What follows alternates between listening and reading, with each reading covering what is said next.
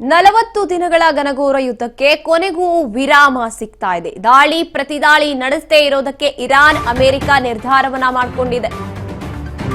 40 ದಿನಗಳ ಮಧ್ಯಪ್ರಾಚ್ಯ ಯುದ್ಧಕ್ಕೆ ಈಗ ಕೊನೆಗೂ ಕೂಡ ಅಲ್ಪ ವಿರಾಮ ಸಿಕ್ಕಿರುವಂತದ್ದು.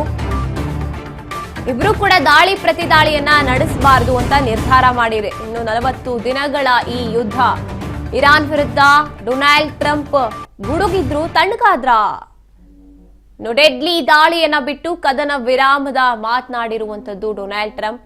ಡೆಡ್ಲೈನ್ಗೂ ಮೊದಲೇ ಟ್ರಂಪ್ ಕದನ ವಿರಾಮವನ್ನ ಘೋಷಣೆ ಮಾಡಿರುವಂತದ್ದು. ಇರಾನ್ ಮೇಲೆ ಇನ್ನ 2 ವಾರ ಯಾವುದೇ ದಾಳಿ ಮಾಡಲ್ಲ. ಇನ್ನು ಅಮೆರಿಕ ಅಧ್ಯಕ್ಷ ಡೊನಾಲ್ಡ್ ಟ್ರಂಪ್ ಕದನ ವಿರಾಮವನ್ನ ಟ್ರೂತ್ ಸಾಮಾಜಿಕ ಜಾಲತಾಣಗಳಲ್ಲಿ ಪೋಸ್ಟ್ ಮಾಡಿದ್ದಾರೆ. 2 ವಾರ ಯಾವುದೇ ರೀತಿಯಾದಂತಹ ದಾಳಿಯನ್ನಾಗ್ಲಿ ಪ್ರತಿದಾಳಿಯನ್ನಾಗ್ಲಿ ಇರಾನ್ ಕೂಡ ಅದಕ್ಕೆ ಒಪ್ಪಿಗೆನ ಸೂಚಿಸಿರುವಂತದ್ದು. 2 ವಾರಗಳ ಕಾಲ ದಾಳಿ ಪ್ರತಿದಾಳಿ ನಡೆಯೋದು ಬೇಡ ಅಂತ ಕದನ ವಿರಾಮವನ್ನ ಘೋಷಣೆ ಮಾಡಿರುವಂತದ್ದು ಡೊನಾಲ್ಡ್ ಟ್ರಂಪ್.